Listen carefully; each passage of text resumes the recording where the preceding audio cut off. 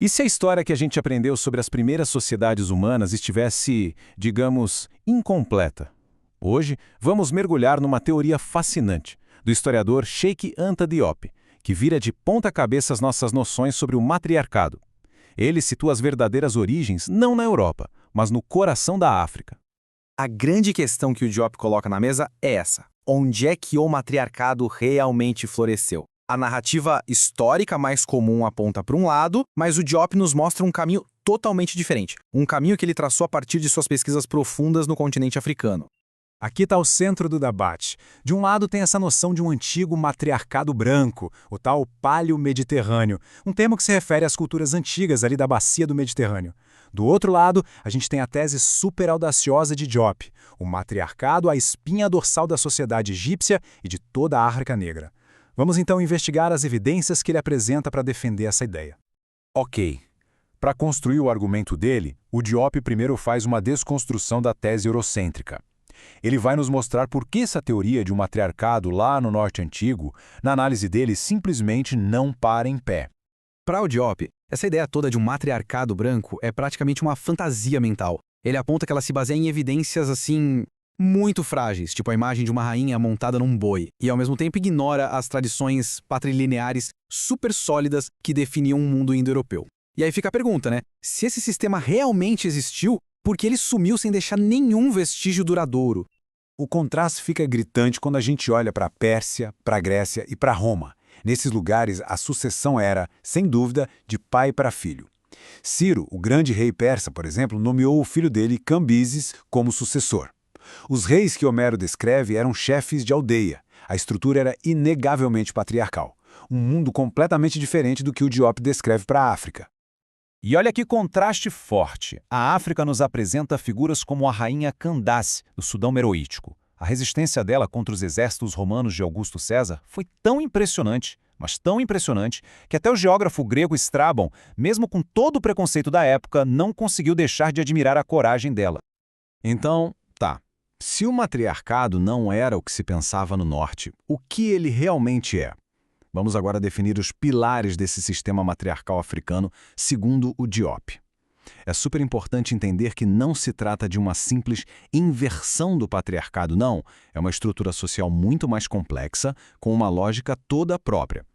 O Diop resume o sistema em 3 pilares que são chave. Primeiro, a descendência matrilinear. A herança, os direitos, tudo vem da linhagem da mãe. Para ter uma ideia, o herdeiro de um rei não era o filho dele, mas o filho da irmã dele. Segundo, o dote. Mas não é um preço de compra, é uma garantia de respeito à mulher e à família dela. E terceiro, talvez o mais importante, a mulher tinha autoridade econômica em casa. Ela controlava a comida e, por consequência, a vida da comunidade. Mas de onde vem esse poder todo? A teoria do Diop sugere uma conexão muito profunda e até revolucionária com a invenção da agricultura. Se as mulheres foram as pioneiras no cultivo de plantas por estarem mais próximas do lar, isso deu a elas o controle sobre o recurso mais vital da vida sedentária, a comida. E esse poder econômico se tornou a base da posição social delas. Agora vamos focar no principal estudo de caso do Diop, o Antigo Egito. Para ele, o Egito não é uma exceção. Pelo contrário, é o exemplo mais claro e mais duradouro desse sistema matriarcal africano. A profundidade histórica disso aqui é, olha, impressionante. O mito de Ísis e Osíris, um casal de irmãos que também são divindades da agricultura, já existia antes de 4.241 antes da Era Comum. Nessa data, os egípcios já tinham um calendário solar super preciso, e o mais incrível, segundo Diop, é que essa estrutura matriarcal se manteve estável por milênios. Agora, o que é fascinante aqui é como isso desmistifica o tal do incesto real. Não era um ato sem sentido, mas sim uma solução política super engenhosa. No sistema matrilinear, quando o faraó se casava com a própria irmã, ele garantia 2 coisas. Primeiro, que o poder ficava na família, e segundo, que o seu próprio filho se tornava o herdeiro legítimo. Por quê? Porque ele seria ao mesmo tempo seu filho e seu sobrinho, uma jogada de mestre. Essa citação de um texto egípcio mostra a reverência profunda pela figura da mãe. O respeito pela mãe era um dever sagrado, e a maldição dela era temida até pelos deuses. Isso é um contraste gigantesco com textos gregos, por exemplo, onde Telêmaco dá ordens à mãe, Penélope, ou Orestes mata a própria mãe para vingar o pai. Mas como é que esse sistema social se refletia no poder político? É aqui que a gente precisa esclarecer uma confusão bem comum sobre o que matriarcado realmente significa na visão de Diop. O Diop faz uma distinção que é crucial. O matriarcado que ele descreve não tem nada a ver com as lendas das Amazonas, em que as mulheres dominam e humilham os homens. Pelo contrário, é um sistema de colaboração, onde a proeminência da mulher é aceita e defendida pelos próprios homens. A ideia era criar um ambiente em que os dois sexos pudessem prosperar juntos. E isso se manifestou politicamente de uma forma, olha, fascinante.